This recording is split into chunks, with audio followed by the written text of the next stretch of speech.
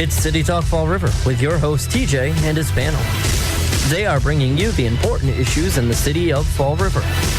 Call in at 774-357-2132 Good. and discuss your views, 1, too. 2, 3. Now, Testing. here's your host, TJ Lee. Oh, you're going to get a nice little kick out of this one, Bob.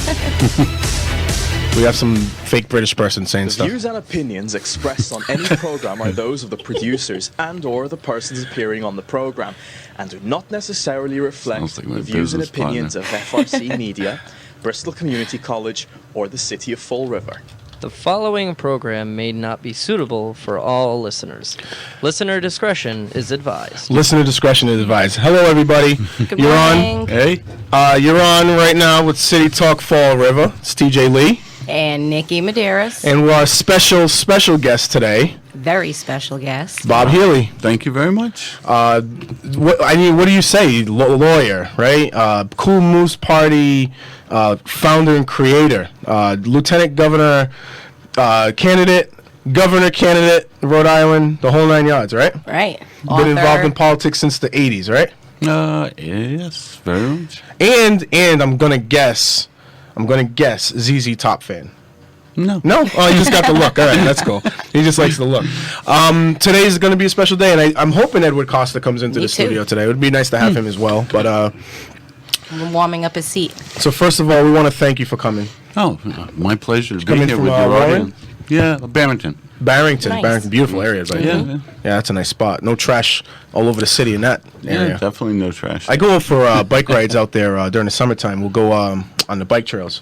Cut through Barrington. It's perfect. People should use that bike trail. It's really a phenomenal trail. It's a great time, and it's safe. It's safer than I expected it to be. You go all the way from Bristol. You start in Bristol. You go all the way into Providence. Yeah. Oh, wow. Yeah. And actually, you could take right into Warren Ave. You could do a U-turn and then Yeah. go right over back into That's Bristol. nice. It's actually really nice. So, but we're here in Fall River now. We're trying to are. get this thing situated here, and I want to really the first. I mean, I'm just mesmerized by it. The 30. What was it? I can see the 36. twinkle in your eye. Yeah. I'm telling you. $36.93. So he ran for governor last year on $36, and don't forget that 93 cents, Yeah. because campaign finance will be all over your Oh, butt yeah.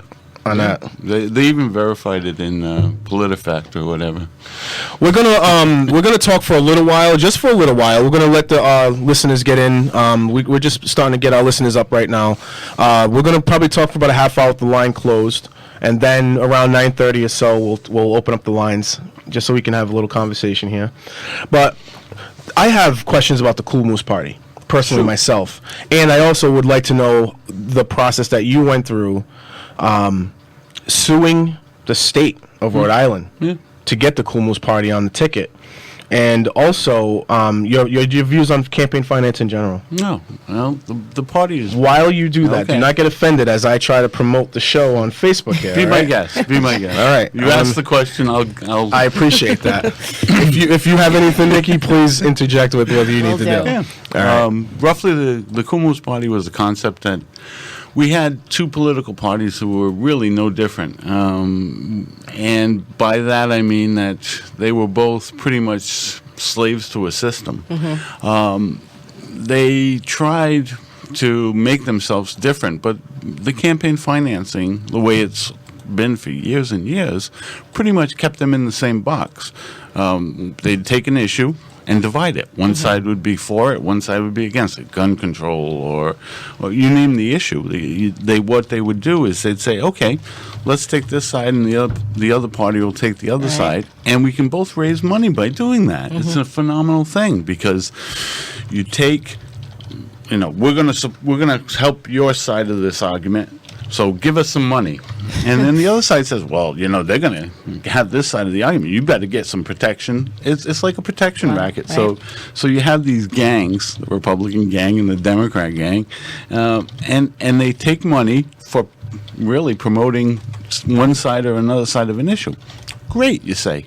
Sounds good. Competition, American way, all that. Right. The problem with it is that we don't get a sense of unity as a community. Yes. Because we fight each other all the time over little issues, instead of looking at the issue and saying, well, you might have some points on this, and you might have some points on that. Let's combine them all and work as a community. Yeah, see? We had a neighborhood association leader make almost that same exact point the other day at the ordinance meeting. Right, and I think what happens is that campaign financing then gets in the way of political success or, community political success. Certainly individuals get rich and Right. and have war chests that beat back the opposition that sort of question what they're doing. So we need people out there that are willing to question what's going on. We need people there to bring the idea of the people to the government. Yes. And we have to get people to stop thinking that by paying for our politicians through contributions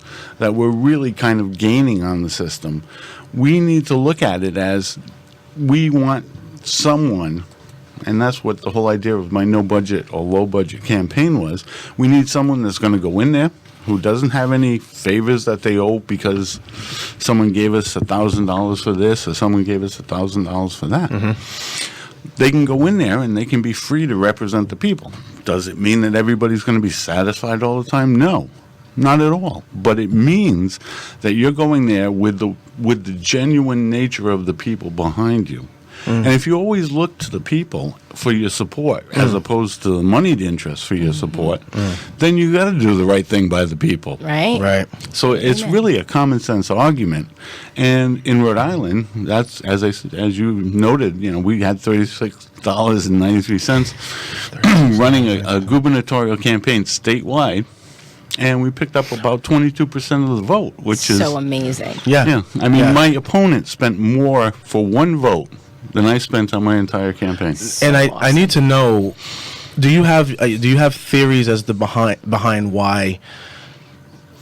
There's just a population out there that believes if you're not raising money, then you're not going to be an effective candidate, right? Yeah. You're a fringe candidate. Yeah, and things well, to that nature. that's part of how the media plays into a lot of that fallacy.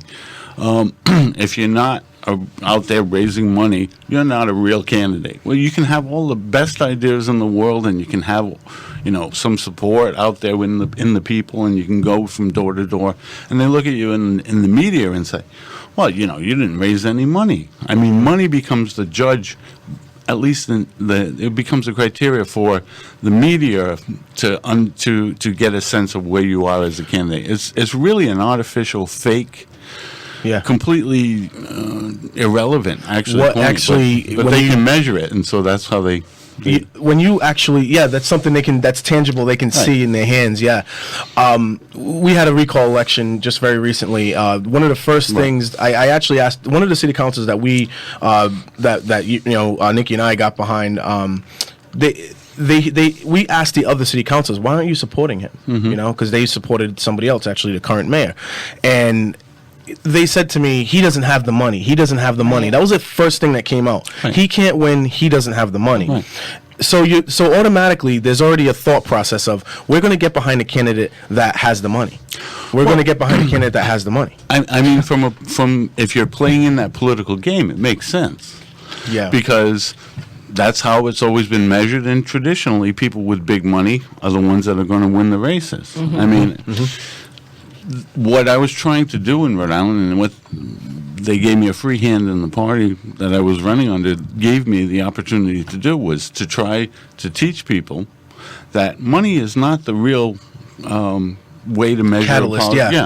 To measure a political might. And on that $36 to pick up 22% of the vote, that's 1 out of every 5 voters. Roughly. So big spender. What was the $36 spent on? I think it's the $1 million question. That's the $36 question, right? Here it is. A job lot cell phone for $8 and $25 worth of minutes. That man. is spectacular. See? Awesome. And the only reason for that was because the press people always had to get a hold of you, and I didn't carry a cell phone. I think that was just the greatest moment ever. It was a little track phone. I wasn't expecting the phone to come out. It was a little track phone, so. We all paused for a minute when he went in his pocket. I'm not going to lie. He's got a list. He's got a list. He pulled out the phone. I was like, nice. So, ladies and gentlemen, there's a lot of people starting to tune in here. We have Rhode Island governor and lieutenant governor candidate, past candidate, Bob Healey, and also the leader and head of the Cool Moose Party. The Cool Moose Party, if you can explain it. Now, we walked into the building. I told you that I lean more towards the libertarian point of view on a lot of topics. I'm also a very green, I think, individual. I'm starting to really realize that about myself. No, I think you're politically astute. I've gotten that out of your... Oh, well, I mean green, meaning environmentally aware, but yeah. But no, green as well. Green as far as the politics go as well. There's no doubt about that, but I think that can be a strength in a lot of ways. But tell us...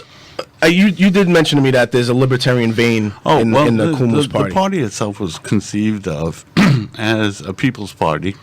Pretty much, we followed a lot of Jacksonian, Jeffersonian concepts, believing in the people. The people have a right for self-governance. The people, looking at the 9th and 10th Amendment to the United States Constitution. I mean, we were strong believers in that. That any right not specifically articulated in the Constitution goes to the state or to the people. I mean, people forget the 9th Amendment. And the 9th Amendment pretty much says that rights not granted to the federal government, not reserved to the states, belong to the people. And if you look at that initial concept, and I mean, I think that the Constitution is an incredible document because I'm such in awe. I really am in awe. This is awesome. Not to interrupt you, Bob. This is the kind of stuff we've been listening to and talking about for a long time, and I'm glad to see it's like galvanized in an actual real party that is effective in this New England area. Well, I mean, part of what we did was we tried to bring all those concepts together of individualism, of individual rights, and if you think about the document itself. People always say, well, government allows us to do this. Well, no, it's the other way around. It's the other way around. Yeah. It's the other way around. Yeah, I mean, we ceded certain rights to a federal government because you need things like the coinage of money, and you need things like, a roadway system and things like that really function for the community. But we've allowed that to happen. We've allowed the government to usurp our power in a very, very strong way. Yeah. And we think of government as being the pops or that kind of sense. Yeah. And that's where it's wrong, because even in that document itself, you have an inalienable right. And so you've granted certain rights to the federal government, you've granted certain rights to the state that you live in, or the Commonwealth, and you've retained to yourself certain rights. Yes. And one of those rights is that you can change the form of government at any given time, because you were the one that gave the power. You were reserving yourself the right to bring it back. And people don't want to see that individual power because it's too overwhelming at sometimes. Let me bring up a scenario from Fall River now. We talked a little bit before the radio show started about the pay-as-you-throw program. Right. The pay-as-you-throw program, I don't have a problem with bags. I have a problem with the way that the program has been corrupted in Fall River, the way it's been implemented incompetently in Fall River. I don't think that the public necessarily wants this program, and that's another piece that needs to be looked at as well, whether it's accepted by the public or just saying this is what we got stuck with. Because that's what we That's really pretty hear. much what they're saying. Right. Well, that's the normal reaction, because they think that they can't fight government. They think that they can't do anything. People have been made minuscule in terms of the power. Now, sir, Mr. Healey, Bob. Bob, you being a lawyer, you caring about the Constitution and people's rights. If an ordinance is created, which it wasn't created in the beginning, but they're trying to, quote, give it teeth now to fine people for not following the program. Right? Now, you don't know all the laws and ordinances of Fall River or anything like that, so this is just very, very basic. I'm giving you a very basic question here. Ordinances are not always enforceable to be fined, correct? That can be true, yes. Based on needing federal or state law as a citation to actually give the fine reason to, or compel the person to pay the fine, I should say. Well, generally, what happens is that laws are passed, usually on the state level, which allow municipal governments to have certain powers, because municipal governments really are small sort of government corporations. And what happens is that they have limited power ceded to them from the state government, because the state obviously can't come into every city and town and do that. Their powers usually emanate from that grant of whatever legislative authority they have gotten from the state government. They have to comply, obviously, with the federal Constitution in terms of whether, probably the Eighth Amendment in terms of punishment, as well as right. So they have some power from the state or federal government, but the administration of the power needs to be in line with what's going on on a state and federal level. Your state constitution, your federal constitution, and it can't exceed the authority that they've been given. Right. Generally, what you're seeing in Fall River, from what we've talked about, it seems like what people are doing is they're confusing the authority to tax with the authority to fine. Thank you very much. Thank you very, very much. High five on that one. Yes. and there we are.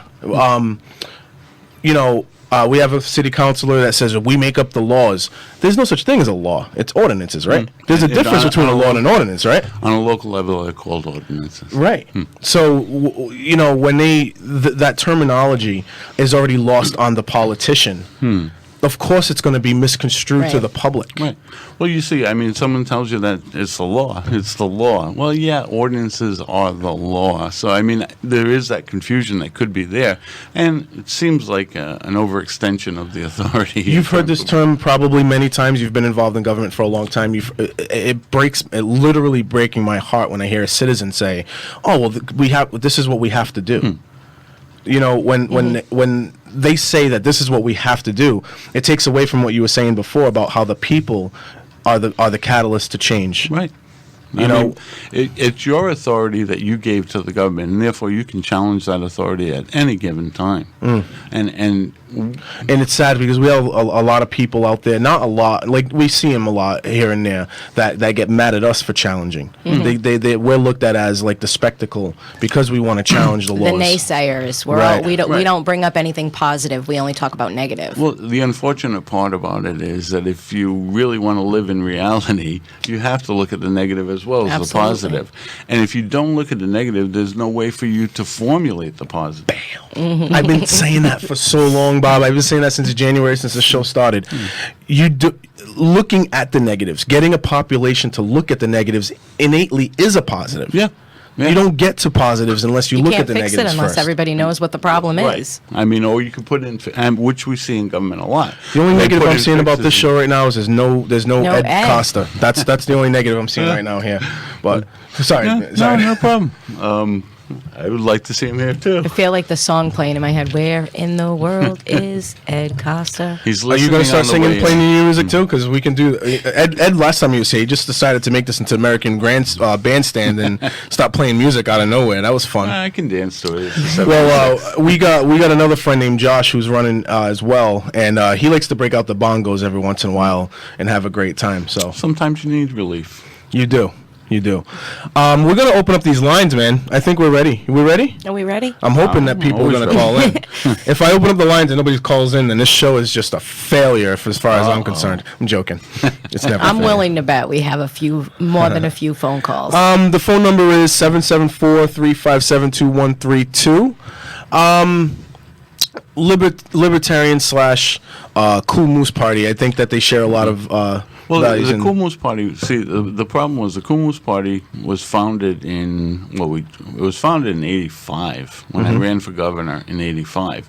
Took a real beating in '85, but I had just come off 4 years of being the chairman of the school committee in Warren, an elected office. Yep. And we wanted to bring a new concept of open government transparency, because if you do things in the public, people don't like you, but at least you've done it so that everybody can see it, question it, give their opinions on it. Too often government is too full of itself, and you just simply believe that you know what's right for everybody else. And someone says to me, another candidate, actually a good guy, but a candidate says to me, who will build the roads if we go libertarian, or if we don't want the government involved in it? Yes, and that's sort of where I have a little bit of veering off with the libertarians. I'm not probably a 100% true libertarian. Right. In that I believe. Right, you said there was a need- vein of it, but not Right. exact. All right, so that's what kind of what I want to see too, is where the differences lie. Yeah. You know?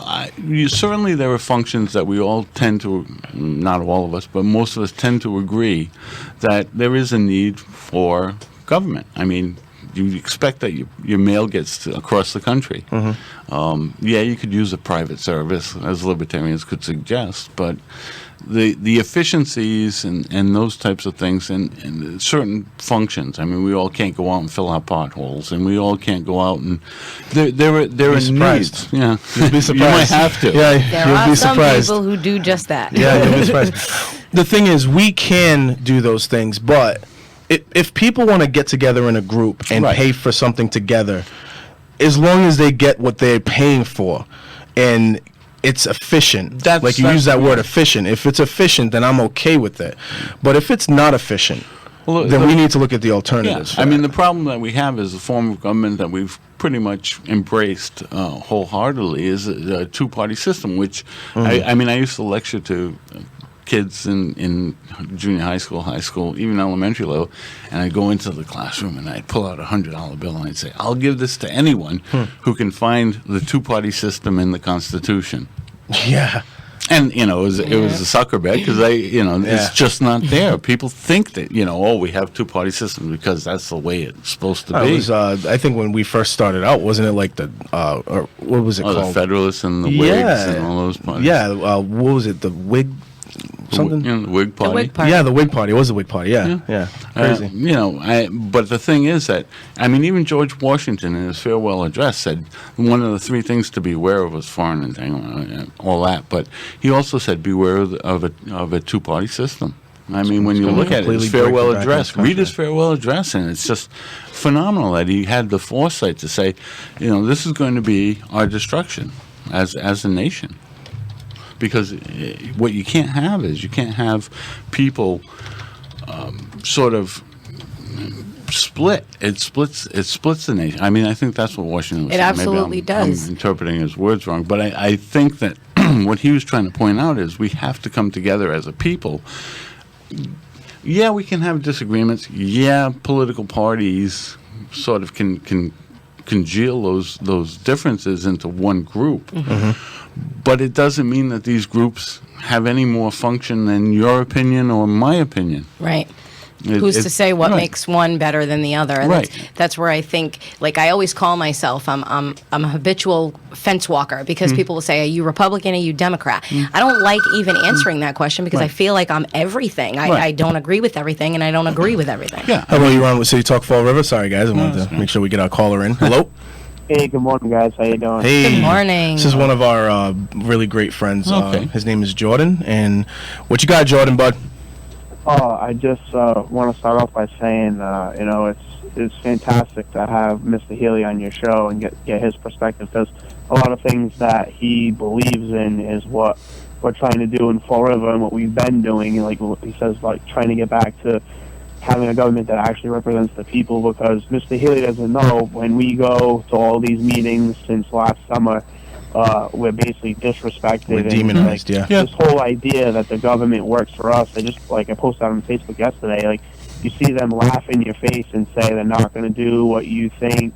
I guess they try to rationalize that by saying, you're just a minority. That's what they keep saying, that even though we got 70% of people to get behind the recall election, there's that you're always demonized as, you're just some crazy group or whatever. I don't know if he had to deal with that as far as his election. I'm sure he had. Well, that's always the reaction that you're going to get from the established party line.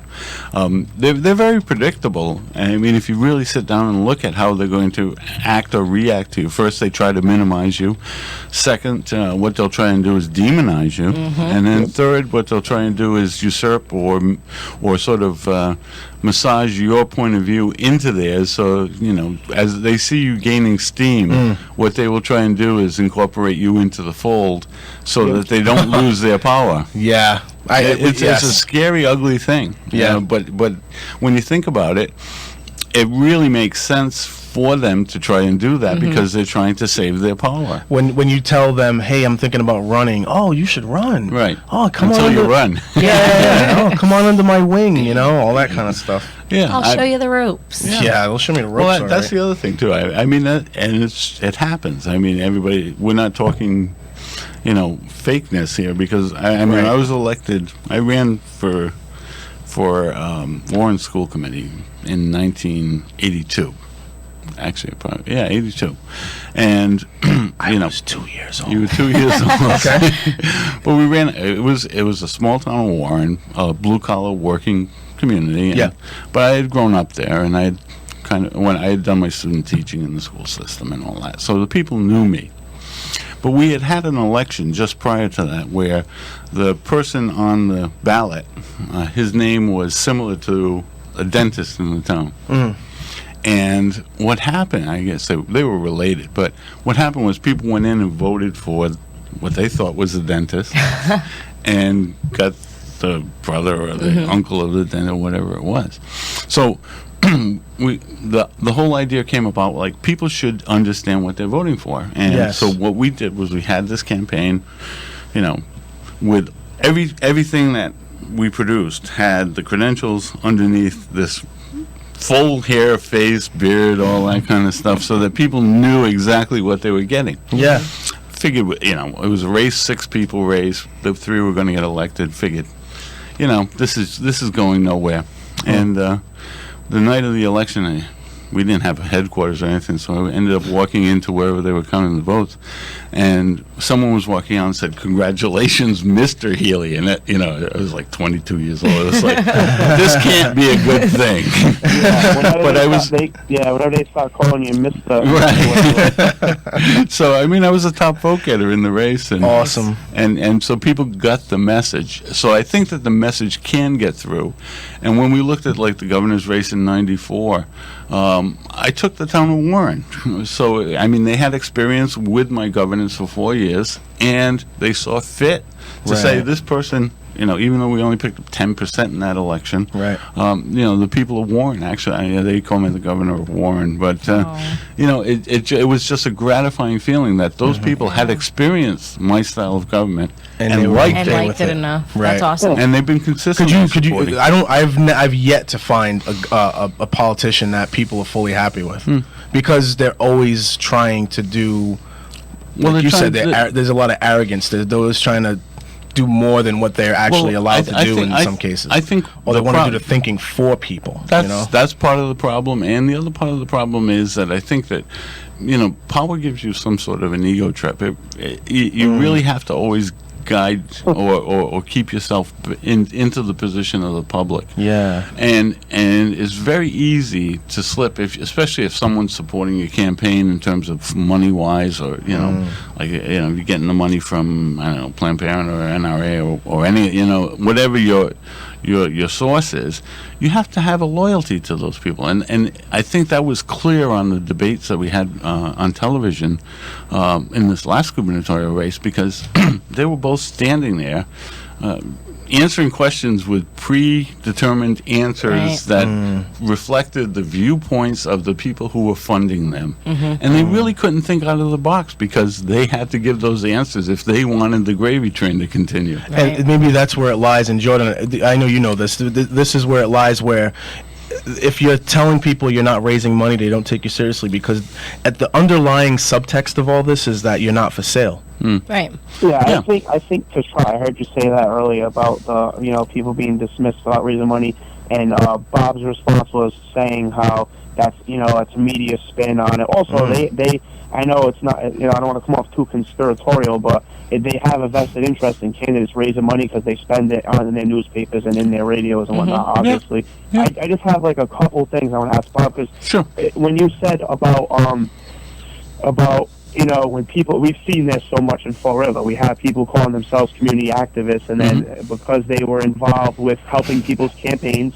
Right. Yes. So again, the money generating aspect of people becoming in power. Then they get put on these boards, and the first thing they do to call themselves community activists is padlock out not even people input, the media from, like you said, because I heard you talking about transparency with these boards. And when you mentioned about ego, right? The whole thing, Bob, is what I want to ask you is, how did you, right, as a person, when you say you ran, right? So when you ran for school committee, Right. how did you not make it so that you fall into that same trap? Because I think philosophically, if you lean libertarian like myself, right, you part of everything that you believe in, all your political basis is that you don't have all the answers. You know what I mean? So you want to go in there and give the people the most of a power that they could possibly have. Right. You know, so I could see if that's part of your core beliefs, that's one thing. So I don't know if you have those core beliefs, but what I see in Fall River is these people become elected and instantly they start trying to make a decision for 90,000 people. Yes. Right. And you know what I mean? Yes. Well, what you also have, I mean, there's a fine line there, and I guess it comes down to the integrity of the person that you elect, because on one hand, you do have people have helped you and elect you. Sometimes the system allows you to distribute the spoils. To the victor goes the spoils. And certainly if you're going to have an administration, you want people who are going to be loyal and close to you. Right. But there's a fine line there, because it's not the people that it shouldn't be the people that have bought you or have really manipulated you more than people that you can loyally trust as being on your side and will help you in your task. Yeah. Now, Bob, let me ask you about another thing too, because I know this all plays into it, and I already heard you talk about the 9th and 10th Amendment.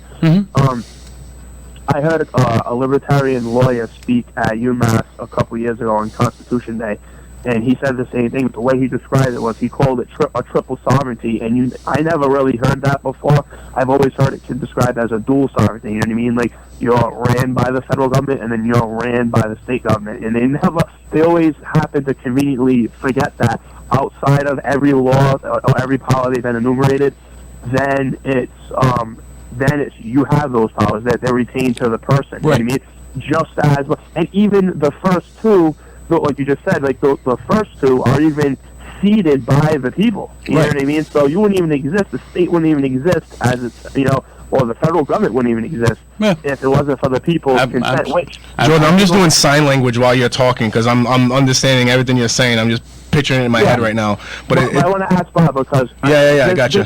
This is how it's stated to us, and this, in my opinion, this is all lies, like easily disprovable. You know what I mean? Like I see ourselves as people, servants to the federal government, the state government, the local government, and to me, the most oppressive thing I've heard regarding anything to do with the government is like time, place, and manner. You know what I mean? So that's how you're supposed to have all these rights, right? And then they're all restricted. And then I look around my environment, like I'm in my house right now.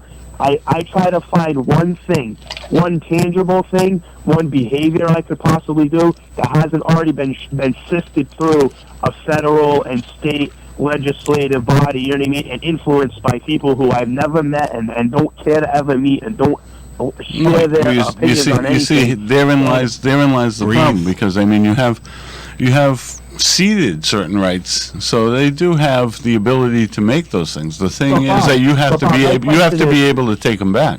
Yeah, exactly. But my question is even the premise. When did I ever see anything? When I was born into this world? Yeah. Like in fact, I took.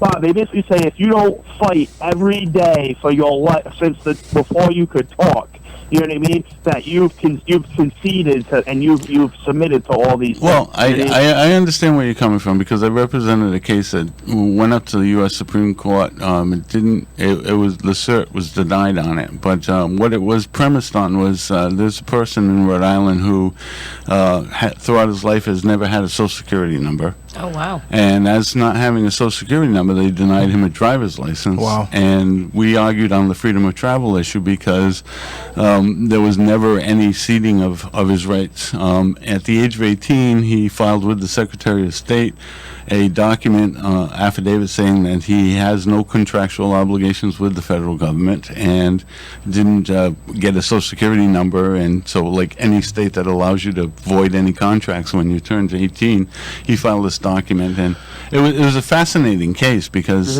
and so if you want to look it up, it's I'm trying to think. It went through the Rhode Island court system, and then we took the appeal from the state of Rhode Island. It was Garvin versus state of Rhode Island. Garvin versus state of Rhode Island, or state versus Garvin. State versus Garvin. Well, really, Jordan, hold on one second. I just want to say something. I want to kind of solidify your question to him, if I can, Jordan. Sure.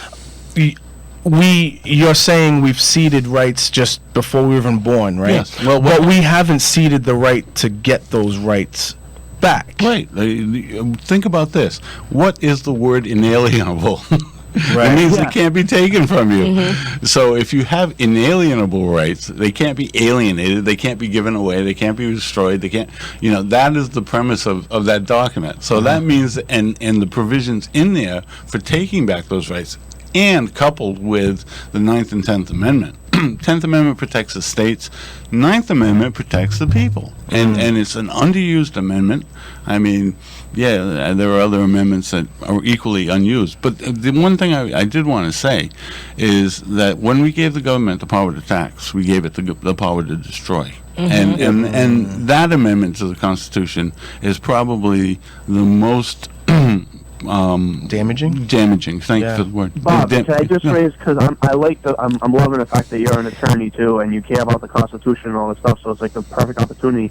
But one of the biggest cases, right, regarding basically people's rights, like you said about the power to tax, and what people, the average person on the street has no idea is, trying to find limiting principles in any of this. I don't think many exist. So one of the biggest cases in our lifetime, I don't know if you would agree or not, but that whole NFIB versus Sebelius, right, the Obamacare case, you had what's his name, Morelli, the solicitor for the U.S., trying to argue that the second that you're born, you're participating in interstate commerce, and basically once they get you into that realm, into that power, they can control your entire life. That's literally what they were trying to argue. Right. You had.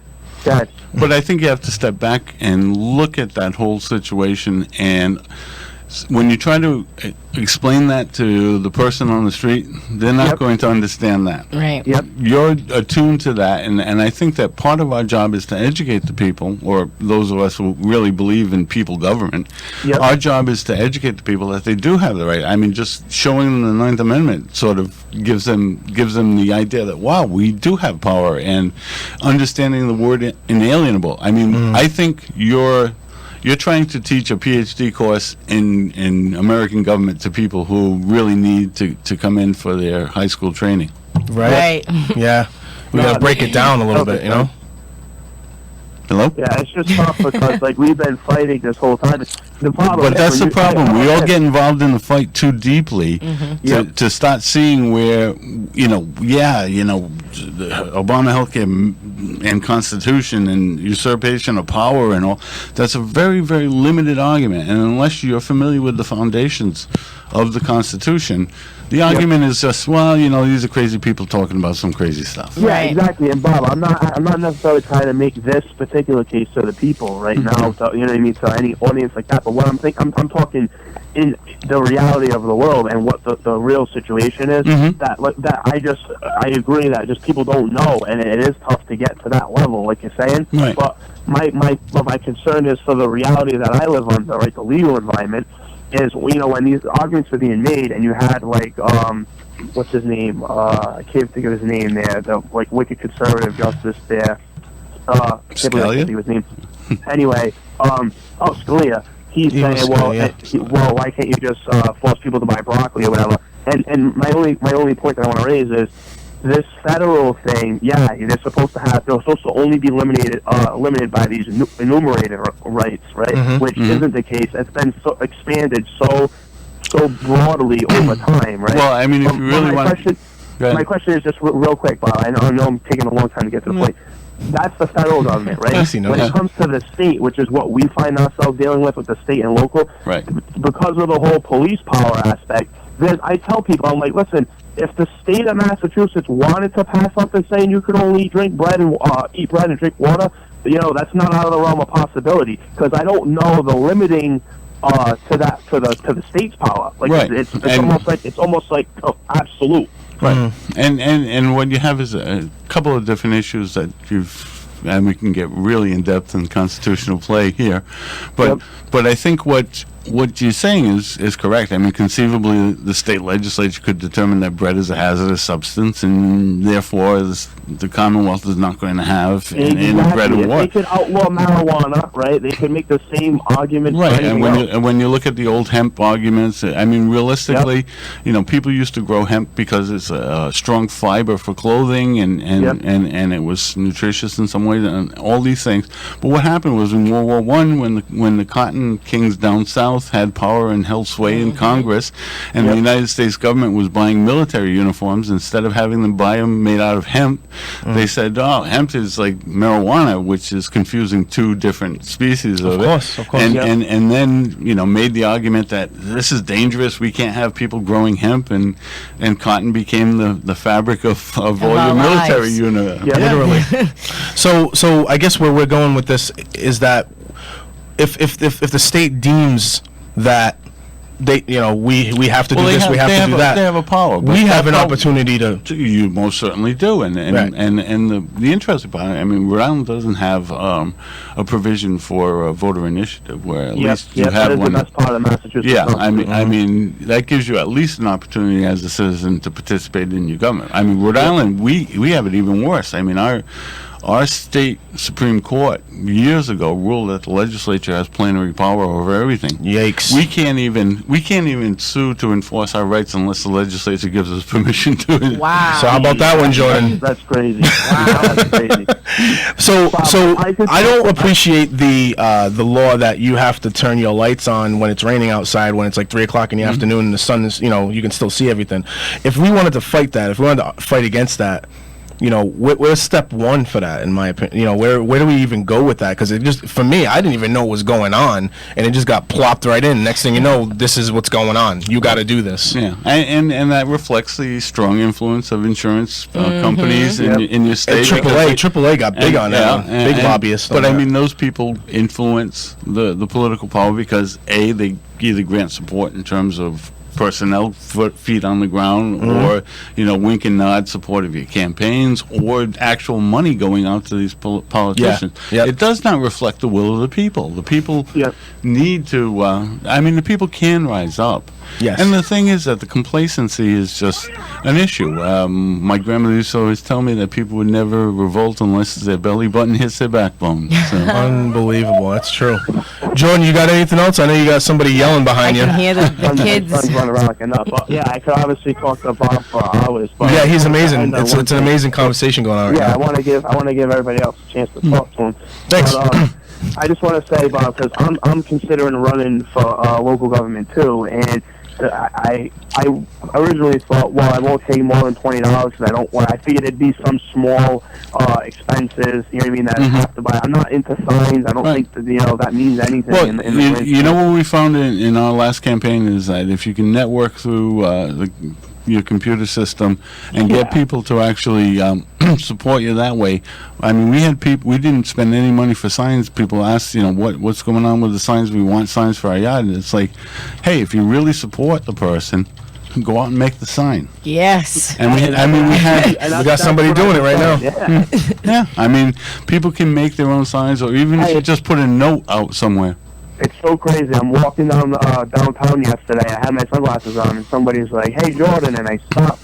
And he's like, "Oh, you got any stickers?" I had no idea what he was talking about. And he's like, "Yeah." And I said, "Oh, wait, you mean a bumper sticker?" He goes, "Yeah." I said, "I haven't decided if I'm running yet," but I said, "If so, I'm not gonna." Because a good friend of mine convinced me. This kid Josh Silver, who he's running, and he said, "Listen, we don't need to take a penny from these people. Do it yourself." I mean, don't let them get you down. And I mean, just find someone who can do some art that wants to volunteer. Yeah. Put it up on your web. We had printable bumper stickers the last time. Yeah, Bob, nice. This is the last thing I wanted to touch on before I let you go. Is the whole social media aspect, because that's all we've done. That's all because it's free, right? So we've just basically made our case there, and we started this group. There's 7,000 people in it, and I think that it is feasible to do it that way. You know I think it is. And then look at stuff like Egypt and like the Arab Spring and all that, and it's already happened on such a great scale that I'm like, you know what I mean? Like, of course we can do this locally in Fall River. And I'll let you guys go. And thank you so much for giving us your time. Hang on, no problem. Good luck. Don't let them stay on real down. quick before you go. Take care, man. I appreciate it. All right, I'm gonna go. The thing is that as he was saying, you know, the social media. The other thing is door to door. I mean, people.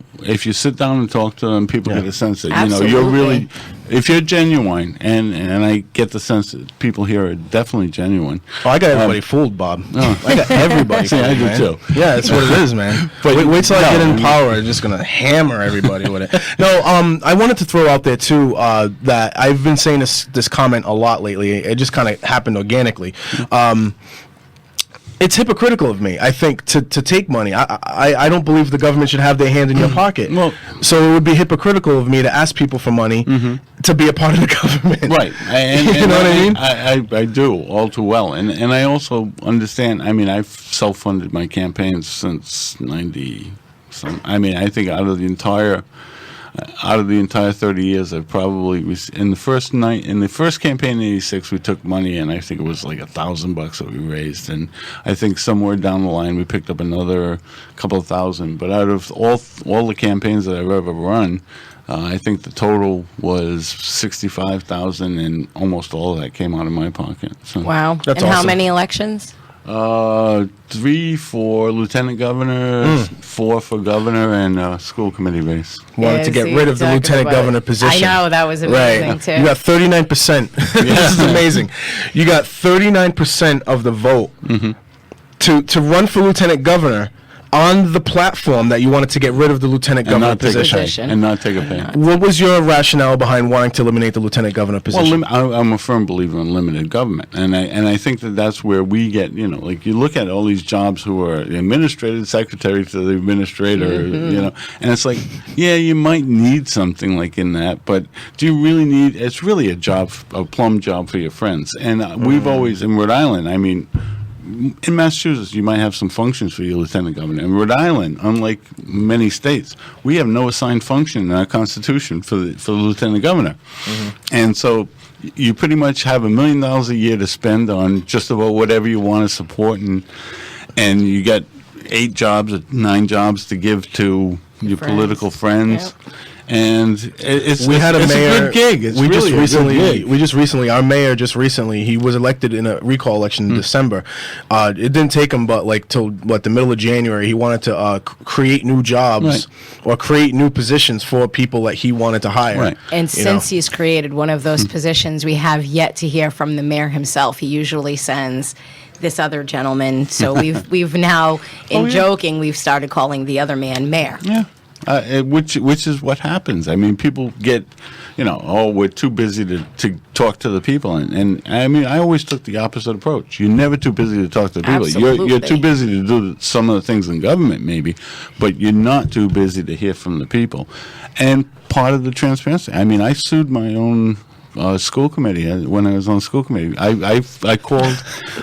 Well, it wasn't sued. What happened was I filed an open meetings violation against my own school committee because they were violating the law. Absolutely. And see, I would appreciate that because here we go. You have somebody who's in a position. He sees a violation and he's not afraid to bring it to the forefront. That's the kind of person that I want in office. Right. It kind of works. So you're going to move the Fall River and run for mayor, right? No? Well, we're looking at it. Oh, we have some Don't tease people, man. I'm telling you right now. We have some really good food. Yeah. Yeah. Well, you know he's a vegetarian, right? Oh, no, I didn't. So last week, that's Monday, I call him up, I call Bob up, I say, hey, you know, would you mind coming out to Fall River to do our show? You know, we really, really appreciate, you coming on. He goes, oh, I'd love to go to Fall River, check out the bakery in the Flint. I'm thinking Sam's, boom. So literally I don't want to incriminate myself here, but I was driving at a accelerated rate to try to make sure that I got, number one, I had to get this. They only take cash, and I don't carry cash. So I had to go to the ATM, I had to get into the Flint, get to Sam's Bakery, grab some meat pies, come out to McDonald's and meet him in the parking lot. And I'm like, here you go, buddy, some Sam Bakery meat pies. And he goes, I'm a vegetarian. Oh. So that's how my morning from 8, it was like from 8:09 to like 8:23. They're in my car. You can get some later on. I was like chomping on one on the way here because I couldn't wait to open them. Delicious food out of Sam's. So is that where you're going to go later? I'm going to Sam's and I'm going to have some spinach pies. Oh, Nice. so good. And If I would have known better, I would have got it. Yeah. Get the pita bread. I try to treat my guests best I can. You know what I mean? you Jason went all Caminiti out. didn't get all this, but Jason knows where Sam's is, so he's good. No, you went all out for me. And I appreciate you coming on, man. I really do. I really do wish that Ed Costa came in. He actually said he's listening, so I'm hoping he will be our next caller. If you want to, and if anyone wants to call in, the number is 774-357-2132. 774-357-2132. Not doing it for the ladies today. That's okay. You don't have to. Sometimes they want me to do some like Barry White voice thing. I'm not doing it today, Bob. It's not happening. No, I mean, the other interesting issue that was raised by Jordan when we were talking was... Jordan's an excellent. I mean, he's been one of the biggest catalysts to this whole thing. So, But I mean, he was talking about how I mean, it's kind of interesting because when you look at the historical perspective how America has really kind of changed from the original concept, and I know that certainly there were faults and problems with the American Constitution. It's just that I think that when the Supreme Court, in the passage, in its interpretation of the 14th Amendment, applying it through, applying all those to the states, the federal government came into federalism big time. I think it was not necessarily the intent of those people. It was more of a punishment of the South and the states' rights movement that was in the South. Mostly because I don't think that they really understood what states' rights were. And I think that in the rush to crush the South, what they did was they really kind of went a little too far in saying that all this stuff applies to states. It crossed that line between federalism and statism. And I think that confuses a lot of the argument that we have now in terms of federal government, state government. I mean, where did, in the Constitution do you really see a function for education on a federal level? And yet you have, federalizing the education is one of my biggest pet peeves, man. I'm telling you. So I mean, pet peeve is like, too. yeah. It certainly drives that, and then you give the power to tax. That's even more. Once you do that, then the government can say. I mean, we see it because there's people that have argued and said that the federal income tax is an illegal tax to begin with. Well, that's why it was originally an illegal tax, and that's why they had to pass a constitutional amendment to allow them to do it. But think of how this works. I mean, this is a phenomenon. Once you do the tax system, you can tax people, and you can unlimitedly tax people. You bring in that money, and then you go to the states and you say, hey, states, if you want some money for your schools, we'll give it to you, but you got to sign off saying you abide by all the federal rules. So disgusting. In essence, it puts them in a position where they now get bribed into becoming federal government agents. Right. And that was not the original purpose of the document. I think our founding fathers understood the difference between federal government, which had certain functions articulated in the Constitution, and a state government, which had the welfare of the state in mind, and the people themselves that had that independence. Now what has happened is the states are selling their souls just to get the money from the federal government. Isn't that the truth? Right. And what is happening is the federal government doesn't care because they can tax as much as they want through their income tax. Somebody had a question. Somebody just texted me a question. Sure. Actually, this is Jordan. Ask him how being a part of an actual party factored into his campaigns. I don't think it had a big factor. For years I fought for political party status in Rhode Island. You have to get 5% of the vote for governor, or you have to have a petition signed by 5% of the people who voted in the last gubernatorial election, or 5% run for president. Then you can have a political party. It gives you the opportunity to put candidates on the ballot with a little more ease. Other than that, there's no. I mean, we used to get part of that tax checkoff system where people would check off. We'll give some to the party. the distribution formula in the law itself is so skewed in favor of the two political parties, Right. that we get like $600 a year or something like that. So is there party activity? is there any real advantage to being in a party or being independent at all? Parties, I like to think of political parties as being like-minded people who hold the same sort of values and goals. And so we created the party. We had a platform. There were in the Rhode Island Historic Museum. There's the party platform that was complete. I think we had like a 30, 40-page document. What I've always tried to do is articulate the philosophy for those that care to read it. Yep. And even when you look at a lot of the platform documents generated on the run for governor, that was all an attempt to say this is how we're going to operate your government, almost like a blueprint for what our administration would look like. And right now I'm working on it. I'm trying to write up sort of what would be, I guess, for lack of a better word, a political manifesto, Nice. and see where it comes out. I mean, it's just I'm busy. Speaking really of writing, busy. speaking of writing, Nikki mentioned to me that you wrote a children's book. Yes, The King Needs Sleep. The We're working King on Needs we're working Sleep. on publication right now. Nice. It's, Awesome. it's really it's phenomenal. What inspired that? Actually, that came from BU, where Nice. I understand you're. I got 5 classes left. Okay. I'm hanging on for dear life, Rob. I'm telling you, I'm not stepping foot in a classroom or reading another textbook ever again after this is done. I'm telling you. Yes, you will. I know. Leave me alone, Nikki. But We'll have 2 PhDs in this room sooner or later. We when I was up there doing a master's, I was living in an apartment with several people, and one of them was an artist, and we sat down, and he wanted to do this book, and so we kicked around an idea about The King Needs Sleep, a children's. It's almost like a Taoist adult tale that you can read to children. So it's kind of really a fascinating way of approaching things, and community and things like that.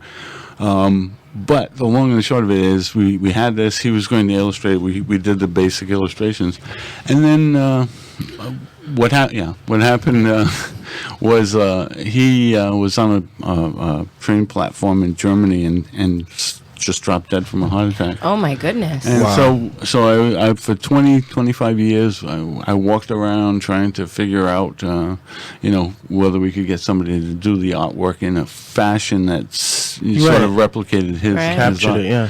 And so finally we've done that, and so now it's a question of whether we can get it out to publication. We're looking at possibly doing it by apps or so all these new technological Yeah, things. there's so many new ways. So it's going to be fun. That's great. You guys talked about Facebook and social media. We didn't have these.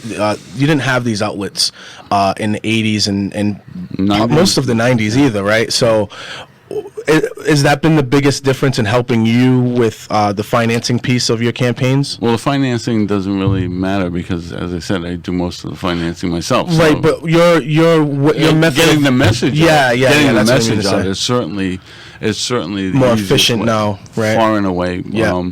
a very effective way because people do read the stuff. Mm-hmm. We'd have press releases, and as I was saying, the day of the election in Rhode Island, we sent out a press release that reached about 185,000 people. Excellent. Wow. So, keeping that going. I mean, we had excellent people working on the campaign. We really did. They were all Good. volunteers, but the people who were volunteers and who were dedicated Yep. really have the spirit that you need. You mean you didn't have anybody tell you they couldn't volunteer because you couldn't feed them? You didn't buy them food and stuff? What do you feel about chow mein, by the way?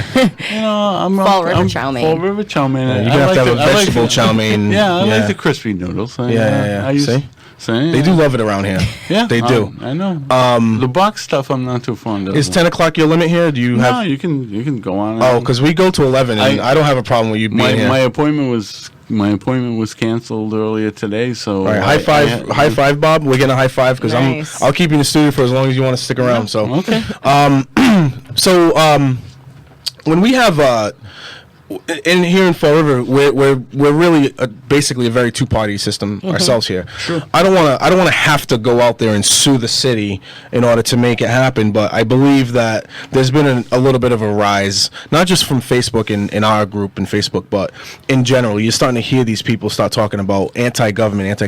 We don't know if it's going to be called a libertarian party or something to that nature, but I believe there's starting to become an us against them thing going on. I think that I don't know if it's an us against them, but I think it's that they see the government is going awry. It's not really going in the direction that they think it needs to go, and I think that when you see that, there's generally a strong citizens' participation. The problem has sort of been its own worst enemy, because sometimes people get too comfortable once they go into government. And even the people who come in as good government saviors and all of that type of thing, the system just has a tendency to be able to eat you up. And unless you're constantly on guard, and remember that it's the people that put you there and not the other people that are sitting there talking to you most of the time, then that really can be a positive.